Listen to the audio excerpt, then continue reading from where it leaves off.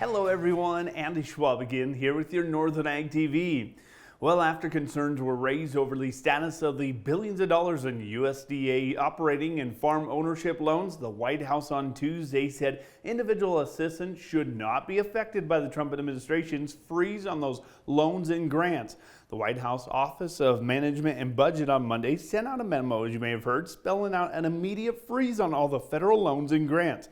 The memo called for immediate reviews of all financial assistance, stating the order is for eliminating the financial burden of inflation for citizens and unleashing American energy and manufacturing, while ending wokeness in the weaponization of the government, promoting efficiency in government, and making America healthy again.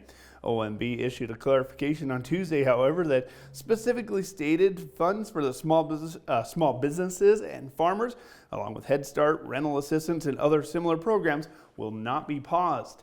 Now, that memo from the Trump administration asserted that the federal government spent nearly $10 trillion in the fiscal year 2024, with over $3 trillion devoted to the financial assistance such as grants and loans.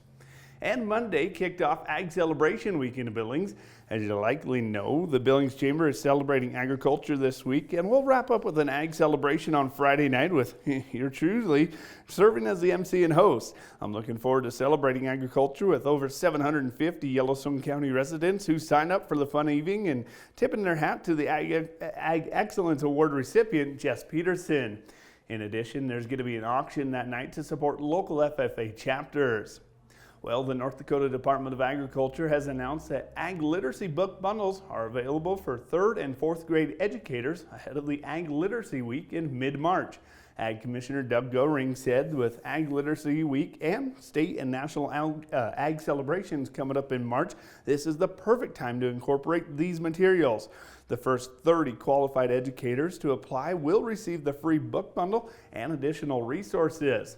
Those interested can apply on North Dakota Department of Agriculture's website, and they'll be required to fill out follow-up surveys in April to the North Dakota Department of Ag. Let's take a quick break and come back to look at your ag markets. From the beginning, we've worked closely with farmers. BNSF's ties to the agricultural community go back 175 years.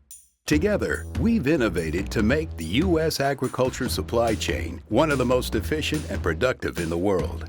Our strong relationship powers BNSF still today and helps us move the nation like no one else can. At BNSF, we move the nation for you. Talking with someone that you know is stressed out, those are difficult things to approach, but if you're good friends with those people, reach out and say, I'm here to talk to you. We can find somewhere to get some assistance. It's hard to get involved, but at the same time, you want to just say, hey, there is help available. For more tips in dealing with stress in agriculture or for free counseling for egg producers, visit beyondtheweather.com. Well, cattle markets continued to climb on Tuesday. As a matter of fact, we saw yesterday's higher close yet again achieve another new all-time contract high in many of the nearby contracts. The traders' buy-in for the market's long-term bullish trajectory has seemed to become utterly undeniable this past week as they continue to advance the contracts higher and higher day by day, and is really leading to optimism that this week there could be some higher cash cattle prices despite a major USDA report coming out on Friday. On the local auction front, sale barns are starting to see that seasonal slowdown, with Glendive Livestock seeing just a few cull cows test the market as buyers were willing to pay the higher prices.